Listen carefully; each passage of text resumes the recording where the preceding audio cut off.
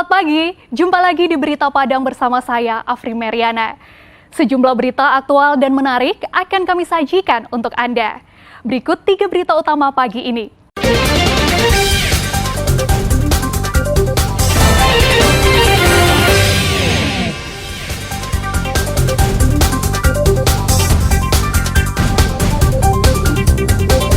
Asrama kampus Universitas Negeri Padang musnah terbakar.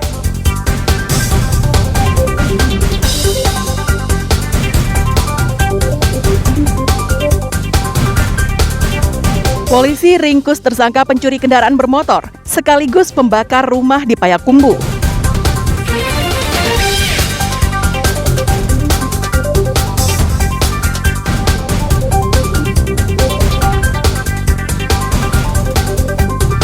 Puluhan sepeda motor memakai knalpot bising terjaring razia.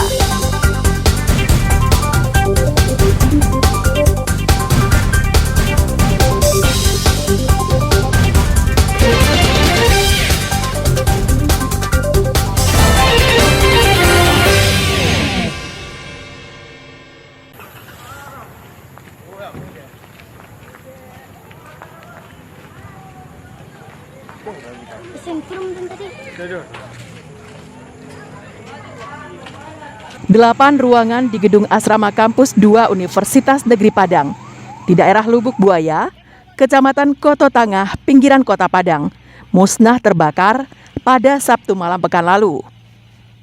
Kobaran api dengan cepat membesar saat kebakaran melanda gedung Asrama Kampus 2 Fakultas Ilmu Keolahragaan Universitas Negeri Padang itu.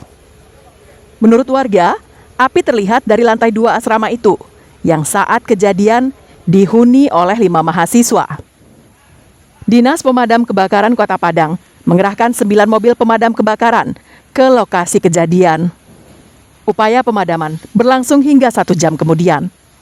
Tidak ada korban jiwa dalam kebakaran ini, namun kerugian ditaksir mencapai ratusan juta rupiah.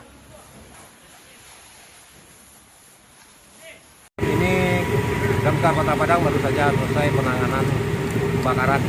Lokasi itu berada di UNP Kampus 2 atau lebih tepatnya di MES Fakultas Ilmu Keolahragaan. Adapun yang terbakar adalah lantai 2 daripada MES tersebut. Selama pemadaman kurang ada 1 jam, dan jumlah armada yang kami kerahkan ada 9 unit. Untuk sementara, kebakaran ini disebabkan oleh hubungan pendek arus listrik. Namun penyebab pastinya kebakaran itu masih diselidiki polisi. Alfi melaporkan dari Padang.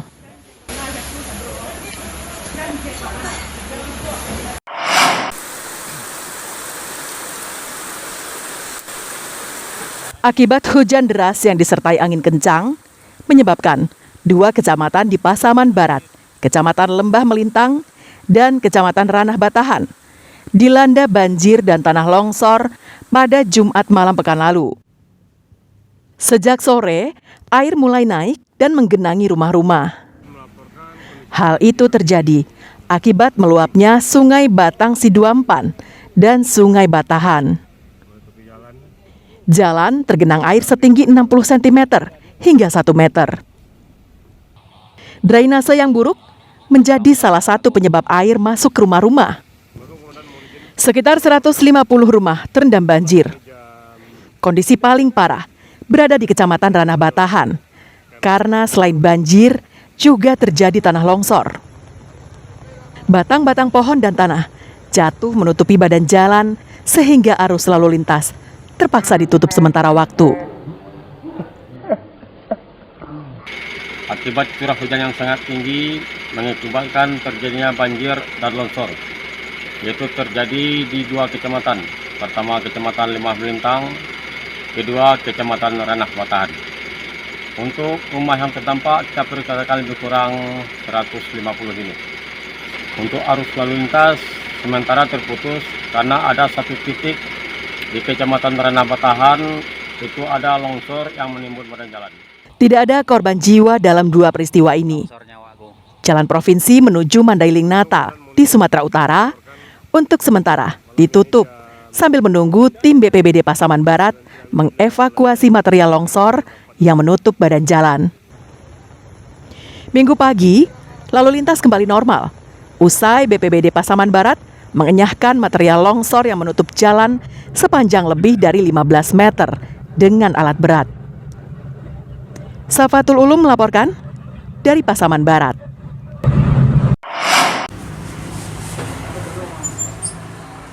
Isu tentang raibnya sebuah pesawat televisi layar datar di rumah dinas Wakil Wali Kota Pariaman kini menjadi bola liar. Pasalnya, nama mantan Wakil Wali Kota Pariaman, Mardison Mahyudin, terlanjur tercemar karena disebut-sebut membawa pulang sebuah pesawat televisi layar datar ke rumah pribadinya. Kasus ini mencuat setelah Kabak Umum Pemko Pariaman menyebut bahwa ada sebuah aset di rumah dinas Wakil Wali Kota yang tidak ditemukan, padahal tercantum dalam daftar. Aset tersebut adalah sebuah pesawat televisi. Setelah pemberitaan itu, hubungan kedua orang ini pun jadi memanas. Akhirnya penyelesaian kasusnya diambil alih pejabat setingkat asisten Setda Pariaman. Namun demikian, persoalan ini tak juga kunjung menemukan titik terang. Pasalnya, telah sebulan verifikasi dan validasi aset di rumah dinas tak juga kunjung selesai. Dalam penyelesaiannya atau menghadapi masalah ini, kita telah melakukan langkah-langkah sesuai dengan tahapan aturan yang ada. Pertama, kita lakukan dulu verifikasi data. Verifikasi data itu yang disepakati oleh kedua pihak. Setelah itu baru divalidasi. Divalidasi dan langkah itu telah kita sepakati. Sehingga ke depan aturan hukum lah, peraturan tentang aset ini dan serah terima aset ini PP-nya ada. Menurut Mardison Mahyudin, dirinya tidak pernah melihat pesawat televisi yang dimaksud ada di rumah dinasnya selama dia menjabat. Terlebih lagi, belum ada serah terima aset yang ditandatangani ketika dia meninggalkan rumah yang ditempati selama menjabat sebagai wakil wali kota. Kita, wakil wali kota, selama saya menjabat, saya belum pernah melihat barang itu. Setelah itu kami dari Wali Kota Pak Jenius dan saya belum ada berita acara penyerahan aset apa yang diserahkan, apa yang akan dihapus. Belum ada berita acaranya, namun sudah dikomentari. Seharusnya tim verifikasi dan validasi aset bekerja cepat, tidak terlalu lambat seperti sekarang, karena menyangkut nama baik seseorang. Masyarakat ingin kejelasan dari pemerintah Kota Pariaman, apakah ada aset yang hilang atau aset itu memang tidak ada secara fisik, tapi tercatat dalam administrasi. Eki Rafki melaporkan dari Pariaman.